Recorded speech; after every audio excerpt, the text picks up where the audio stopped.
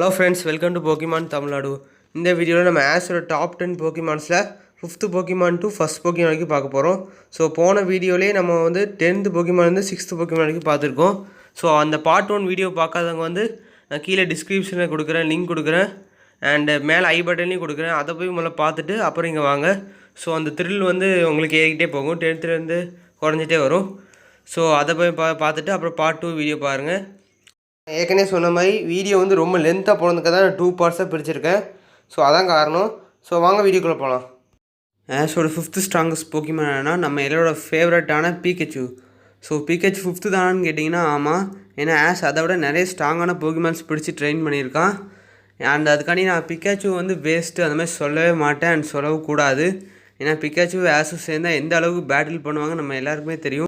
அதுக்காண்டி பிக்காச்சு மட்டும் தான் காரணமானு கேட்காதீங்க. ஆஷோட எல்லா போக்கிமான்ஸும் அதுக்கு காரணம் தான். ஆஷோட எல்லா போக்கிமான்ஸும் அவனை சப்போர்ட் பண்ணி அவனுக்கு உறுதுணையாக இருந்துச்சு.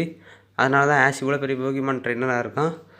அண்ட் எப்படி தான் இருந்தாலும் பிக்காச்சு வந்து ஆஷ்க்கு எப்பவுமே ஒரு ஸ்பெஷல் போக்கிமான் தான். ஏன்னா எல்லா ட்ரெயினர்ஸ்க்கும் அவங்களோட முதல் போக்கிமான்ங்கிறது ஒரு ஸ்பெஷலாக தான் இருக்கும். அண்ட் விட்டால் இப்படி பிக்காச்சு பற்றி பேசிக்கிட்டே இருப்பேன். அண்ட் பிக்காச்சு பார்த்தீங்கன்னா ஒரு electric type Pokemon. And Ash எப்போ இந்த பிக்காச்சு பிடிப்பான்னு பார்த்தீங்கன்னா பிடிக்க மாட்டான். காண்டோவில் பேலட் டவுன், அதாவது ஹோம் டவுனில் இருக்கும்போது அவனோட முதல் போக்கிமான பிக்காச்சு தான் அவனுக்கு கிடைக்கும். எப்படி கிடைக்கும்னு பார்த்தீங்கன்னா ப்ரொஃபஸர் ஓக் லேபுக்கு வந்து ஆஷ் தூங்கி எழுந்துச்சி லேட்டாக போனதாக தான் பிக்காச்சு கிடைக்கும். முதல்ல பிக்காச்சும் ஆஷும் ஒன்றாவே இருக்க மாட்டாங்க. பிக்காச்சுக்கு வந்து ஆஷ் சுத்தமாக பிடிக்காது, ட்ரெயினராகவே ஏற்றுக்காது. ஆனால் அதுக்கப்புறம் நிறைய சம்பவங்களால் பெஸ்ட்டு பார்ட்னர்ஸாக ஆயிடுவாங்க. அண்ட் இந்த பிக்காச்சு ஆஷுக்கு வந்து ஏகப்பட்ட வித்தியாசம் ஹெல்ப் பண்ணியிருக்கு. எல்லா ஜிம்ஸ்லேயும், எல்லா பேட்டில்ஸ்லேயும், எல்லா லீக் பேட்டில்ஸ்லேயும் பிக்காச்சு தான் ஆஷுக்கு ஹெல்ப் பண்ணியிருக்கு. ஸோ அதை பற்றி சொல்லிகிட்டே போகலாம். அண்ட் பிக்காச்சு வந்து ஆஷுக்காண்டி எந்த எக்ஸ்ட்ரீம் லெவலுக்குனாலும் போக தயாராக இருக்கும். அதோட உயிரை கூட பணைய வைக்கும். அண்ட் ஆஷு பிக்காச்சு சேர்ந்ததுனால ஆஷ் இவ்வளோ பெரிய ட்ரெயின் ஆகியிருக்கான். அண்ட் பிக்காச்சு எப்போவுமே ஆஷ் எந்த சூழ்நிலையும் கைவிட்டது கிடையாது. ஆஷ் இவ்வளோ பெரிய போக்கிமான் ட்ரெயினாக வளர்ந்துருக்காங்கன்னா அது பிக்காச்சு மட்டும் தான் காரணம். ஸோ பிக்காச்சு வந்து கிட்டத்தட்ட எல்லா ரீஜன்ஸ்லையும், எல்லா பேட்டில்ஸ்லையும் ஆஷும் பிக்காச்சு ஒன்றா தான் இருந்திருக்காங்க, ஒன்றா தான் போட்டி போட்டிருக்காங்க. அது ஃபஸ்ட்டு ஜிம் பேட்டிலான ஆஷஸ் ப்ராக் பேட்டிலானாலும் சரி, இல்லை கடைசி லீக் மேட்சான ஆஷஸ் கிளாடியன் லீக் மேட்சாலும் சரி, எல்லா ரீஜன்ஸ்லேயும் எல்லா மேட்சையும் பிக்காச்சும் ஆஷும் சேர்ந்து ஜெயிச்சிருக்காங்க. ஸோ பிக்காச்சு தான் ஆஷோட 5th ஸ்ட்ராங்கஸ்ட் போக்கிமான்ங்கிறத நம்ம பெருமையாக சொல்லலாம். ஆஷோட 4th ஸ்ட்ராங்கஸ்ட் போக்கிமான்னா இன்ஃபர்னேப். ஸோ நம்ம எல்லாருமே ஆஷோட இன்ஃபர்னேப் பற்றி நல்லாவே தெரியும். இன்ஃபர்னேப் வந்து ஒரு fire and fighting type Pokemon. So ash கூட முதல்ல பால் கூட தான் இருக்கும். அதாவது பால் தான் சின்னோவில் வந்து ஆஷோட ரைவல். அண்ட் பால் வந்து இது அவ்வளோ ஸ்ட்ராங் இல்லைன்னு சொல்லி ரிலீஸ் பண்ணிடுவான். அண்ட் ஆஷ் தான் சிம்சார் மேலே நம்பிக்கை வச்சு அதை திருப்பி ரீகேட்ச் பண்ணி நல்ல ட்ரைனிங் கொடுத்து இன்ஃபர்னேப் வரைக்கும் எவால்வ் பண்ணி வச்சுருப்பான். எந்த போக்கிமான பால் ரிலீஸ் பண்ணாலும் அந்த போக்கிமான் வச்சு பாலை தோக்கடிப்பான். அண்ட் அதான் நம்ம ஆஷ். அண்ட் இந்த போக்கிமான் பார்த்திங்கன்னா நம்ம பாலை விட ஆஷ் கச்சவங்க நிறைய ஹெல்ப் பண்ணியிருக்கு. நிறைய ஜிம் பேட்டில்ஸ் உதவி இருக்குது. குறிப்பாக 5th ஜிம் பேட்டில் வந்து ஆட்டோம் சிட்டியில் ஆஷும் ஃபேண்டினாவும் மோதுவாங்க. அப்போ ஃபேண்டினாவோட மிஸ்மேகியஸ் அண்ட் ட்ரிஃப்லிம் ரெண்டுத்தையும் சிம்சார் தான் தோக்கடிக்கும். அண்ட் திருப்பி சிம்சாராக இருக்கும் போதே 7th பேட்ச், அதாவது ஸ்னோ பாயிண்ட் சிட்டி ஜிம்மில் வந்து கேண்டைஸும் ஆஷும் மோதுவாங்க. அப்போ கேண்டைஸோட ஸ்னோவரும் அபசனும் ரெண்டுத்தையும் சிம்சாராக திருப்பி தோக்கடிக்கும். அண்ட் 8th ஜிம் பேட்டில் வந்து ஆஷும் வால்க்ரானும் மோதுவாங்க. அப்போ வால்க்ரானோட ஜோல்டியான் அண்ட் லக்ஸரி ரெண்டுத்தையும் சிம்சார், அதாவது இன்ஃபர்னேப் தான் தோக்கடிக்கும். அப்போ வந்து இன்ஃபர்னேப் வந்து பிளேஸை கண்ட்ரோல் பண்ண கற்றுக்கும். அண்ட் ஆஷோட பேச்சு அது கேட்கும். ஸோ அதனால் ஈஸியாகவே லக்ஸரையும் அண்ட் ஜோல்டியானையும் ஈஸியாக தோக்கடிச்சிடும். அண்ட் இது எல்லா பேட்டில்ஸுக்கும் மேலே ஏன் இன்ஃபர்னேப் இவ்வளோ சக்தி வாய்ந்ததாக இருக்குதுன்னு பார்த்தீங்கன்னா அது பண்ண அதோட கடைசி பேட்டில், அதாவது பால் எலக்ட்ரோவைர் வர்சஸ் ஆஷ் இன்ஃபர்னேப். அது வந்து ஒரு அற்புதமான பேட்டில். அதில் வந்து இன்ஃபர்னேப் எலாக்டிவர் மட்டும் போட்டி போடாது, அதுக்கு முன்னாடி பாலோட ஆக்ரானை தோக்கடிச்சிருக்கும். அண்ட் அது மட்டும் இல்லாமல் பாலோட நிஞ்சாஸ்க்கு தோக்கடிச்சிருக்கும். அண்ட் இந்த பேட்டில் வந்து இன்ஃபர்னேப் கிட்டத்தட்ட தோற்று போய் லாஸ் ஆகிற நிலமையில் இருக்கும். அப்போ தான் அது நினச்சி பார்க்கும், நம்ம எவ்வளோ அவமானப்பட்டிருக்கோம் இந்த எலாக்டிவர்கிட்ட, நம்ம தோக்கக்கூடாதுன்னு நினச்சி அப்புறம் அது பிளேஸ் ஆக்டிவேட் பண்ண பாருங்கள். அப்படியே கிரவுண்ட்லாம் சும்மா வெடித்து சதையிடும். அண்ட் அதோட ஃப்ளேர் பிளிஸை பயன்படுத்தி எலாக்டிவரை சும்மா நொறுக்கி தள்ளிடும். அண்ட் இதனால தான் ஆஷோட 4th ஸ்ட்ராங்கஸ்ட் போக்கிமான் வந்து இன்ஃபர்னேப். So ஆஷோட 3rd strongest போக்கிமான்னா ஸ்கப்டைல். நம்ம எல்லாருக்குமே ஸ்கப்டைல் பற்றி நல்லாவே தெரிஞ்சிருக்கும்.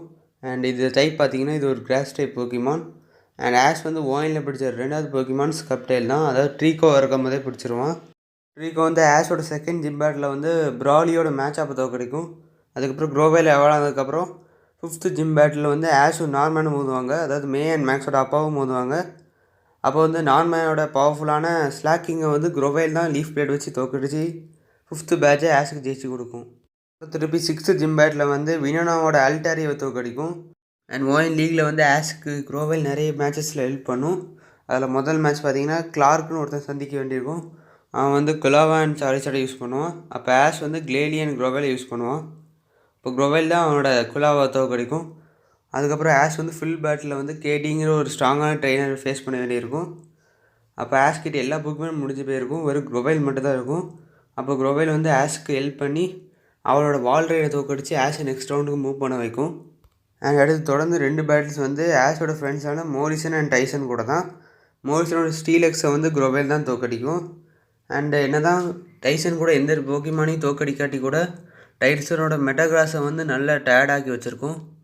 அண்ட் காண்டோ பேட்டில் ஃப்ரண்டியரில் தான் ஆஷோட குரோவைல் வந்து ஸ்கப்டைலாக உருமாறும்.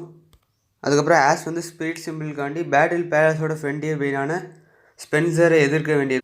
அப்போ ஸ்பென்சரோட ஸ்கிரிப்ட்ரி அண்ட் கிளேடால் 2 போக்கிமானையும் ஆஷோட ஸ்கப்டைல் தான் சோலா பீம் வச்சு ஜெயிச்சு ஸ்பிரிட் சிம்பிள் மேலே ஸ்கப்டைலோட ரியல் பவர் எல்லாத்துக்கும் தெரிய வரும். எப்போன்னு பார்த்தீங்கன்னா சின்னோ லீகில் தான். சின்னோ லீகில் வந்து ஆஷ் பாலை டிஃபீட் பண்ணதுக்கப்புறம் டொபியாஸுங்கிற ஒரு அன்டிஃபீட்டபிள் ட்ரெயினரை வந்து ஃபேஸ் பண்ண வேண்டியிருக்கும். அண்ட் அவன் வந்து எல்லா பேட்டில்ஸ்லேயும் வெறும் டார்க் ராய்ங்கிற ஒரு போக்கிமான் மட்டும் யூஸ் பண்ணி ஜெயிச்சு வந்திருப்பான். அந்த அன்டிஃபீட்டபிள் டார்க் ராய் டிஃபீட் பண்ணது வந்து ஆஷோட ஸ்கப்டைல் தான். எப்படின்னு பார்த்தீங்கன்னா டார்க் ராய் வந்து டார்க் வாய்டுங்கிற ஒரு அட்டாக் யூஸ் பண்ணி எல்லா பேட்ஸ்மேனும் இந்த மாதிரி ஜெயிச்சாச்சின்னு சொல்லி நினச்சிட்டு இருக்கும்போது அதை நினச்சிட்டு இருக்கிறதுக்குள்ளே ஸ்கப்டைல் திருப்பி எந்திரிச்சு டக்குன்னு லீஃப் பிளேட் வச்சு ஒரே அட்டாக்கில் நாக் அவுட் பண்ணிடும். அண்ட் அதனால் ஸ்கப்டைல் வந்து ஆஷோட 3rd ஸ்ட்ராங்கஸ்ட் போக்கிமான். ஆஷோட 2nd ஸ்ட்ராங்கஸ்ட் போக்கிமான்னா சார்சார்ட். அண்ட் ஸோ நிறைய பேர் கண்டிப்பாக எதிர்பார்த்துருப்பீங்க, ஆஷோட சார்சார்ட் தான் அவனோட 2nd ஸ்ட்ராங்கஸ்ட் போக்கிமான். இது வந்து சார்மெண்ட்ரா இருக்கும் போதே ஆஷ்கிட்டே இருக்கும். ஸோ சார்மெண்ட்ரா இருக்கும்போது டேமியனுங்கிற ஒரு ட்ரெயினர் தான் அதை வச்சுருப்பான். அவன் வந்து இதை ஏமாற்றி நான் அவனுக்கு திருப்பி வருவேன்னு சொல்லிட்டு ஒரு பாறையில் விட்டுட்டு வந்துடுவான். அன்றைக்கி நைட்டு பெஞ்ச மழையால் சார்மெண்ட்ரா உயிரே கிட்டத்தட்ட போயிருக்கும். அப்போ தான் நம்ம ஹீரோஸ் வந்து போய் அதை காப்பாற்றி போகிமான் சென்டரை கூப்பிட்டு போவாங்க. அண்ட் அப்படி தான் ஆஷ்க்கு இந்த சார்மெண்ட்ரு கிடைக்கும். அண்ட் அதுக்கப்புறம் சார்மியன் உருமானதுக்கப்புறம் ஆஷோட பேர் சுத்தமாக கேட்காது. அண்ட் சார்ஜர் ஆனதுக்கப்புறம் கேட்கவே கேட்காது. ஸோ சார்சர் வந்து எப்படி ஆஷோட பேஜை கேட்க ஆரம்பிக்குன்னு பார்த்தீங்கன்னா, ஒரு நாள் ஆரஞ்சு ஐஸ்லாண்டில் வந்து ஆஷ் ட்ராவல் பண்ணிகிட்டு இருப்பான். அப்போ டேடுங்கிற ஒரு போக்கிமான் ட்ரெயினர் வந்து அவனோட பாலிவர்த்து கூட பேட்டில் பண்ணுறதுக்காண்டி ஆஷை சேலஞ்ச் பண்ணுவான். ஸோ அவனோட பாலிவர்த்துக்கு எதிராக தான் ஆஷ் வந்து அவனோட சார்சரை பயன்படுத்துவான். ஸோ அவனோட பாலிவர்த்தோட ஐஸ் பீமில் வந்து சார்சர் மாட்டிக்கும். ஸோ அவனோட ஃபுல் பாடி வந்து உறைஞ்சி போயிடும். ஸோ சார்ஸோட உறைஞ்சி போன பாடி வந்து மசாஜ் பண்ணி விட தான் நைட்டு பூரா ஆஷ் முழிச்சு இருந்து மசாஜ் பண்ணி விடுவான். ஸோ அதனால தான் வந்து சார்சர் வந்து அவனோட பேச்சு கேட்க ஆரம்பிக்கும். அவனோட ஹார்ட் ஒர்க்கை பார்த்து இன்ஸ்பயர் ஆகி இவன் நம்மளுக்கு ஏற்ற ட்ரெயினராக புரிஞ்சுக்கிட்டு ஆஷோட சேர்ந்து பேட்டில் பண்ண ஆரம்பிக்கும். என்னதான் ஆஷோட பேச்சை கேட்காம ஆஷ் முதல்ல ஜெயிக்க வேண்டிய காண்டோ லீகில் சார்சர் அவனை தோக்கடிச்சிருந்தா கூட அது சார்மெண்ட்டாக இருக்கும்போது நிறைய வாட்டி ஆஷுக்கு உதவி செஞ்சுருக்கு. பிரைமேவை பிடிக்க சார்மெண்ட்டாக தான் ஹெல்ப் பண்ணும். அண்ட் எரிக்காவோட வீப்பின் மெல் கூட போட்டி போடும். அண்ட் அதுக்கப்புறம் சோல் பேட்சும் இதான் ஜெயிச்சு கொடுக்கும். அதாவது கோகாவோட வெனமோத் கூட ஃபைட் பண்ணி ஆஷுக்கு வந்து 6th பேட்சான சோல் பேட்ச் ஜெயிச்சு கொடுக்கும். அது மட்டும் இல்லாமல் பிளெயின் கூட வந்து இது சார்ஜராக உருமானதுக்கப்புறம் போட்டி போட்டு பிளெயினோட மேக்மாரை வந்து சைஸ்மிக் டாஸ் மூலமாக எதிர்த்து வெல்கான பேட்சையும் ஆஷுக்கு ஜெயிச்சு கொடுக்கும். இதுக்கப்புறம் பார்த்தீங்கன்னா ஆரஞ்சு ஐஸ்லாண்ட் வந்து ஆஷ் வந்து 4th ஜிம் பேட்டில் ஜெயிக்கிறதுக்காண்டி சார்சார்டை பயன்படுத்துவான். அதாவது பிகச்சு கூட சேர்ந்து பயன்படுத்துவான். ஏன்னா அது ஒரு டபுள் பேட்டில். லுவானா வந்து மரவேக்கன் அலக்கசம் பயன்படுத்துவாங்க. ஸோ லுவானோட மரவேக்கன் அலக்கசம் தோக்கடிக்கவும் ஆஷோட சார்சார் உதவி இருக்கும். அண்ட் இதுக்கப்புறம் பார்த்தீங்கன்னா ஜோட்டில் முதல் ஜிம்மில் வந்து ஆஷும் ஃபால்கனரும் மோதுவாங்க. இப்போ ஃபால்கனோட பிஜாட்டை வந்து ஆஷோட சார்சார் தான் தோக்கடிக்கும். இதுக்கப்புறம் பார்த்தீங்கன்னா ஆஷ் வந்து சார்சார் இன்னும் பவர் ஆகும்னு சொல்லி சார்சிஃபிக் வயலில் வந்து சார்சாரை விட்டுட்டு வந்துடுவான். அண்ட் அதுக்கப்புறம் பார்த்தீங்கன்னா 8th பேட்ச் தான் திருப்பி வரும். அதாவது ஆஷ் வந்து அவனோட 8th பேட்ச் ஜெயிக்கிறதுக்கு கிளார் அண்ட் ட்ராகனார் கூட போட்டி போட வேண்டியிருக்கும். அப்போ அவனுக்கு உறுதுணையாக நிற்கிறது வந்து சார்சார் தான். அந்த சார்சார் தான் ட்ராகனாரை ஈஸியாக தோக்கடிச்சு அந்த பேட்டில் வந்து அவனுக்கு ஜெயிச்சு கொடுக்கும். அண்ட் இதுக்கும் மேலே பார்த்தீங்கன்னா சில்வர் கான்ஃபரன்ஸில் வந்து ஆஷ் வந்து திருப்பி சார்சாரை பயன்படுத்துவான். கேரி ஓக்கு எதிர்த்து அவனோட ஃபுல் பேட்டில் வந்து சார்சாரை பயன்படுத்துவான். அப்போது கேரியோட பிளாஸ்டாய்ஸ், சிசர் அண்ட் கோலம் 3த்தையும் தனியாக சார்சார் சமாளிக்க வேண்டியிருக்கும். இருந்தாலும் அதோட பவர்ஃபுல் அட்டாக்ஸ் மூலமாக அந்த 3 போக்கிமானையும் தோக்கடிக்கும். அதுக்கு அடுத்த பேட்டிலே ஆஷும் ஹாரிசனும் ஓடுவாங்க. அப்போ ஹாரிசனோட பிளாஸ்டிக்கன் என்ன சார்சார் தோக்கடி கூட கடைசி வரைக்கும் ஆஷுக்கு வந்து உறுதுணையாக நிற்கும். அண்ட் இது எல்லாத்துக்கும் மேலே ஏன் சார்சர் வந்து ஆஷோட 2nd ஸ்ட்ராங்கஸ்ட் போக்கிமானாக இருக்குதுன்னு பார்த்தீங்கன்னா அதோட ஃபுல் பவரை வெளிப்படுத்துறதுனால தான். அண்ட் எப்போ அதோட ஃபுல் பவர் வெளிப்படுத்துதுன்னு பார்த்தீங்கன்னா காண்டோ பேட்டில் ஃப்ரண்டியரில் ஃபேட்டியில் அதுவும் நொலானோட ஆர்டிகனும் போட்டி போடும் போது தான். அண்ட் அந்த பேட்டில் வந்து one of the best Pokemon battles in history. And வந்து அந்த பேட்டில் வந்து எந்த ஆப்ரேட்டராக சூஸ் பண்ணியிருக்கலாம். ஆனால் ஆர்டிகன் ஏன் சூஸ் பண்ணால் பார்த்தீங்கன்னா சார்ஸோட ஃபுல் பவரை எல்லாத்துக்கும் காட்டுறதுக்காக தான் அதை சூஸ் பண்ணுவோம்.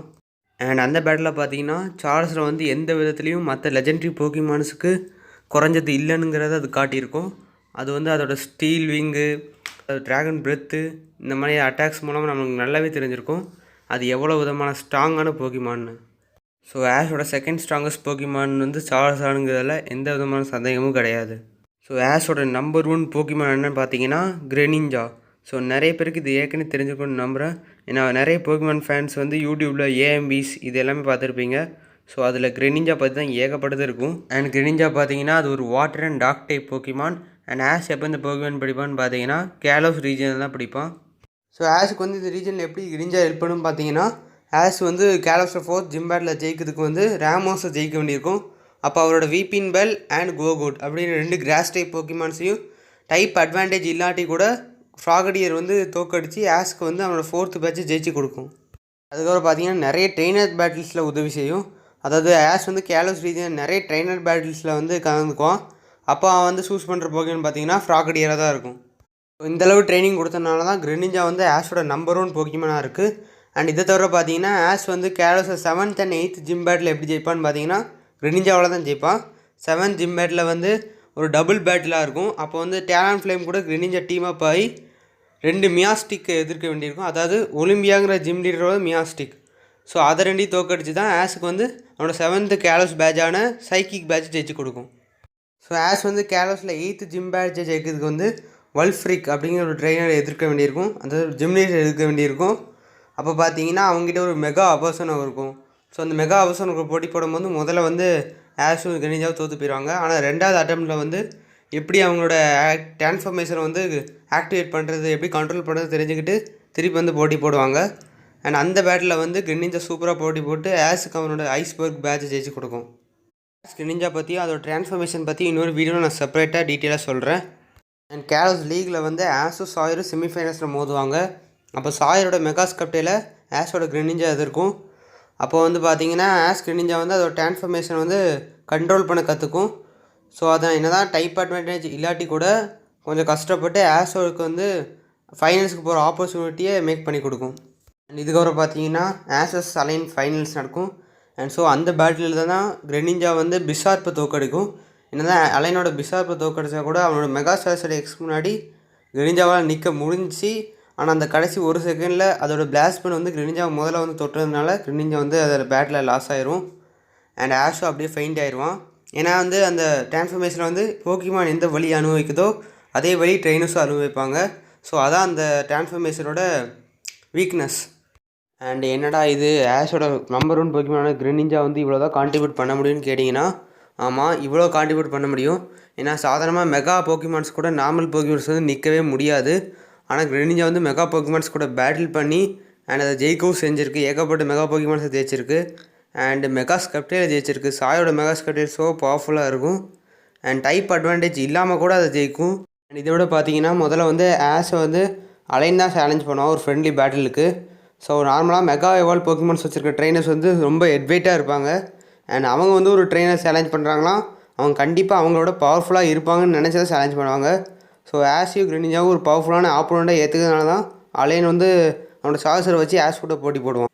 அண்ட் இப்போ சேலஞ்ச் பண்ணி கூட கண்டிப்பாக லீகில் அவனுக்கு கண்டிப்பாக தெரிஞ்சிருக்கும் ஆஷ் வந்து ஒரு பவர்ஃபுல்லான ட்ரெயினர்னு.